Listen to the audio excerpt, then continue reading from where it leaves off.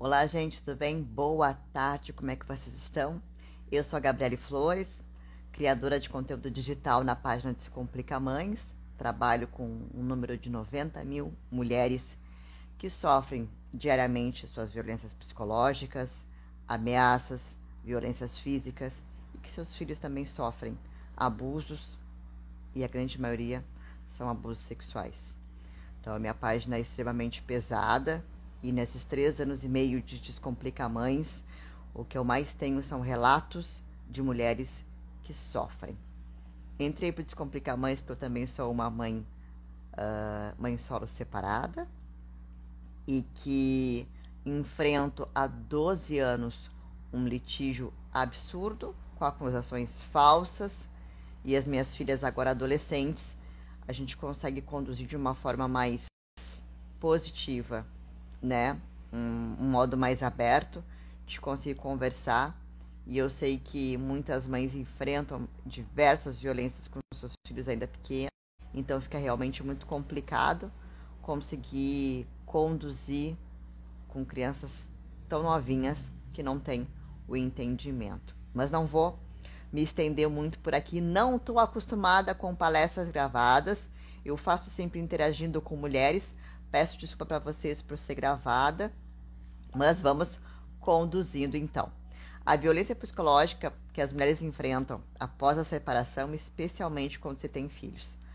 Não tem como não falar sobre isso com uma dor, porque todas nós, ou 99,9%, após se separar quando você tem filhos, sofre sim violências. E principalmente psicológicas, que não são de fácil identificação.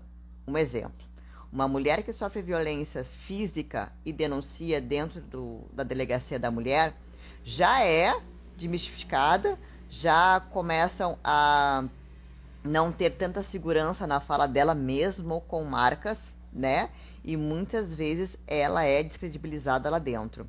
Vocês imaginam com violência psicológica, quando uma mulher tenta fazer uma denúncia de violência psicológica dentro da delegacia da mulher. Ela tem a fala dela, ela tem a voz dela. Quem é que acredita na voz da mulher? É muito complicado, né? A gente tem que denunciar, a gente tem que identificar, a gente tem que saber identificar e como conduzir, estabelecer limites para que isso não aconteça mais. A gente pode fazer isso pra gente, mas tem nossos filhos também que sofrem essa violência e o quanto isso é desesperador, porque a gente se separa para sair daquele sofrimento, sair daquela violência, daquela forma de abuso absurda, e quando se separa, tem vezes que até aumenta a forma de abuso. Então vamos começar conversando um pouquinho sobre a violência e como isso é doloroso, né? É um assunto bem delicado, infelizmente é mais comum do que a gente gostaria de admitir, né? A violência psicológica que as mulheres enfrentam após a separação, quando se tem filhos. Falo com propriedade, como eu já falei para vocês, eu enfrento um litígio há mais de 10, 12 anos, sou mãe solo das minhas filhas adolescentes, de 14 e 16 anos, e também meus relatos que eu tenho da minha página há 3 anos e meio, onde eu pude perceber que a minha dor basicamente era pequena perto de tanta violência esmagadora que essas mães passam. É importante ressaltar que a violência psicológica pode ser tão devastadora quanto a violência física, né? Todo mundo coloca a violência física como extrema, mas a violência psicológica é devastadora e silenciosa. Ela se manifesta de diversas formas e muitas vezes ela acontece de forma sutil, né? Que é muito difícil de identificar. Quando há uma separação e as pessoas continuam em contato por conta dos filhos, é comum que a situação se torne ainda mais tensa e delicada. Muitas vezes a tensão e a emoção negativa da separação acabam transformando em violência psicológica, afetando não só as pessoas que estão se separando, como principalmente os seus filhos. Então, quando a gente lida com a separação, as tensões e conflitos podem se agravar em violência, tornando isso difícil de identificar. Então, o que eu indico a todas vocês é que busquem ajuda. Porém, vamos aprender aqui também a identificar certos sinais, né? Para poder também proteger a integridade mental e física de todas as pessoas envolvidas. Eu sei que vocês querem se proteger quanto a isso e proteger os filhos de vocês, e é por isso que a gente está conversando aqui hoje sobre isso. Como identificar a violência psicológica após a separação quando se tem filhos. Primeiramente, humilhações e insultos constantes. Complicado, né? Quem já não passou por isso de alguma forma? Raro, né? Isolamento social. Você está presa dentro daquela casa, você está presa e não pode conversar com seus amigos. Eu tive situações em que eu não podia telefonar para minha mãe. Então, a gente não enxerga quando a gente está ali dentro desse contexto. E como é importante a gente aprender a se defender, a se defender também outras pessoas que estão ali dentro desse tipo de relacionamento, dentro desse tipo de relação, e não sabe o que está vivenciando, não tem ideia da violência que está passando. Ameaças e chantagens emocionais, né? Eu tive um caso de uma mãe que estava saindo, né, para balada, estava deixando o seu filho com a avó. Nisso, ele disse, tu tá saindo? Ela disse, tô saindo, tô fazendo as minhas festas, como eu também posso fazer e você também pode fazer, nós somos separados. Nosso filho não tá com qualquer pessoa, está com a minha mãe. Bom, então vou ter que ir na judiciária então, porque vou ter que reduzir a pensão, já tá sobrando demais para as tuas saidinhas. Essas ameaças, a gente pode se chocar, mas são mais constantes do que vocês imaginam. Eu tenho certeza que alguém que está assistindo isso também já passou, já teve esse julgamento absurdo. Controle excessivo da vida do parceiro, como eu dei o exemplo agora, manipulação dos filhos, né? Sua mãe tá saindo, sua mãe tá se divertindo, tem alguém lá em casa, na casa de vocês, né? Porque a casa do genitor, provavelmente ele que sai, então ele se refere à casa dos filhos da mulher como a casa dele ainda, né? Então tenta manipular os filhos para contar o que a mãe tá fazendo. Vocês saem, já vi casos de sua mãe levou vocês para jantar ontem, sim, levou no sushi. Ah, ela tá com dinheiro para sushi, então. Então, a violência é tão horrível, né? A mulher não pode ser feliz, a mulher não pode ter o controle da sua vida, ela não pode se dar bem, ela não pode voltar a estudar. Isso a gente vê que tem genitores que não conseguem ver a mulher com a qual ele se separou novamente vivendo, né? Como assim ela está vivendo, está voltando à sua vida? Será que nosso casamento foi minha mentira? Será que ela nunca foi feliz comigo? Então, esses tipos de comportamento faz com que os homens, é uma pena, mas que os homens não saibam lidar e começam a violência. Então, a gente tem que desmitificar isso e entender que não é porque nós estamos separadas que acabou a nossa vida, até porque o homem segue a dele. O homem não dá um mês e já tá com uma nova parceira, ou o homem começa a fazer coisas que não fazia quando estava casado, e a mulher pedia tanto para fazer.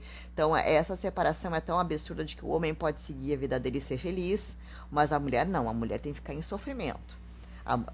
Eu vi uma frase esses dias que diz bem assim, que engraçado, ela não parece que sofreu violência ou nenhum tipo de abuso. Por quê? Porque ela tá bonita. É chocante, mas a gente recebe julgamentos a todo o momento. E a gente tem que aprender a colocar limites a esses tipos de situação. E isso é o mais doloroso e o mais difícil, estabelecer limites.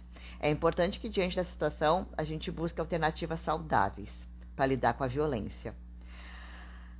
Após a separação, é pior ainda, porque a gente acredita que está saindo da forma de abuso e não tem ideia da quantidade de abuso que vai aumentar. Não tô em nenhum momento dizendo para vocês continuarem casadas, porque separando vai aumentar. Nem pensar, pelo amor de Deus. Porém, em muito grande o número de casos de mulheres que sofrem muito mais abusos psicológicos após a separação, porque homens não toleram a separação. Homens não toleram mulheres que estão felizes e estão bem. Porque às vezes dentro de um casamento tão falido, a gente vai se apagando. E quando a gente se separa, a gente consegue voltar a ser nós mesmas, consegue conviver com pessoas que não podia antes, porque não conseguia. Estava tão fechada, com os olhos tão vendados. Tenho certeza que vocês vão se identificar com o que eu estou falando. Então eu vou dizer para vocês alguns passos que vocês podem tomar para poder fazer esse tipo de identificação e ajudar vocês quanto a isso. Então, buscar ajuda profissional é o principal de tudo isso. Um psicólogo, terapeuta familiar pode auxiliar a comunicação e a resolução de conflitos de forma saudável. A gente também tem que fazer uma terapia para nos ajudar a conviver com pessoas que não estão com terapia, que não acreditam em terapia. Doido isso, né? A gente tem que fazer para saber lidar com o outro que não aceita. Sim, é importantíssimo quando a gente não consegue estabelecer limites, a gente buscar ajuda com terapias. A gente tem que aprender. E isso é a base de tudo, né? Estabelecer limites claros é essencial. A família também definir acordos para o bem-estar dos filhos, né? Acordos. Que tipo de acordo, Gabi? Quando vocês têm que entregar os filhos de vocês, tentem não conversar tanto, né? Não, tá aqui o nosso filho, estou entregando, né? Manter um distanciamento, não aceitar picuinhas. Eu sei que é muito difícil também, né? Porque tem pessoas que gostam de cutucar, gostam de mostrar que ainda tem a pessoa sob o controle, né? Para depois dizer para vocês que vocês são as não superadas, as desequilibradas. Mas ninguém conta que a gente toma certas atitudes de tanto desgaste, né? Aí é muito fácil dizer que a gente é surtado. Então tentem preservar a imagem de vocês, né? Que ele pareça surtado, que ele pareça descontrolado. Vocês, não. Então, quando a gente estabelece limites de não quero mais ter esse tipo de contato, não quero mais prolongar coisas que não precisa, tentem, façam esse esforço, é muito válido quanto a isso. Priorizar o bem-estar dos filhos, eu nem preciso dizer para vocês, né, que é o primeiro lugar, então tentar também não expor eles esses tipos de situações. Se caso vocês vejam o genitor fazer esse tipo de situação, tentem deixar claro para ele, não, somente a gente pode conversar por e-mail, a gente pode conversar por uma ligação, a gente pode conversar pelo WhatsApp, a gente pode conversar em outro momento, mas nosso filho está aqui presente e não precisa passar por esse tipo de coisa. Estabeleçam limites, né? Preservem os filhos de vocês. Porque a grande maioria das vezes a gente vê que nossos filhos não são preservados, né? Eles se entristecem, assistem esse tipo de coisa. E o quanto é bom a gente ter uma família saudável e eles começam a comparar, né? Já tive casos de amigos dos meus filhos dizerem, eu me sinto tão bem quando tô aqui. Por quê? Não, porque quando eu tô lá em casa, meus pais estão sempre discutindo, né? Quando meu pai me deixa lá na casa da minha mãe, meu Deus, é um arranca-rabo, minha mãe chega a bater a porta para não continuar esse tipo de discussão.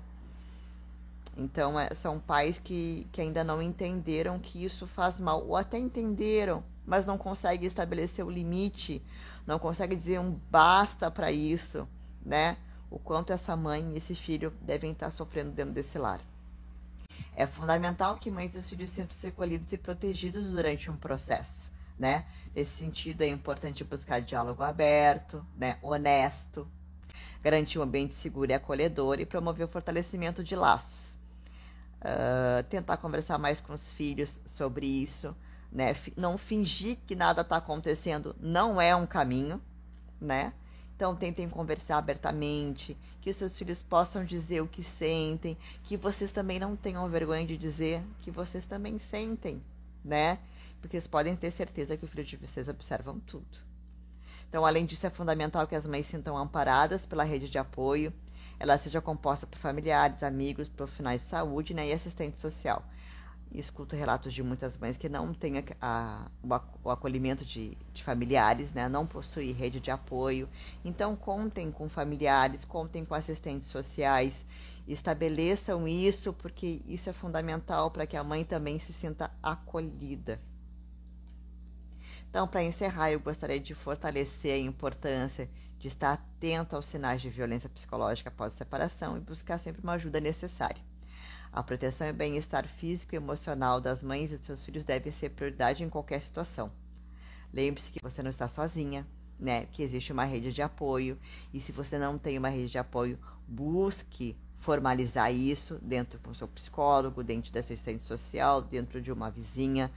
Tentem formalizar isso de uma forma que você se sinta acolhida e pronta, né? Para se ajudar nesse processo. Você tem que entender que você precisa também de ajuda nesse processo. Nós unidas, conscientes, a gente pode romper esse ciclo de violência e construir relações saudáveis e equilibradas. Mas vocês também não pensem que isso é do dia para a noite.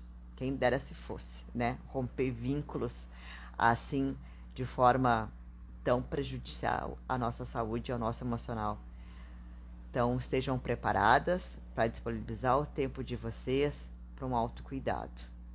Eu agradeço imensamente pela atenção de vocês. Obrigada por estar nessa oportunidade de conversar com mulheres incríveis, né?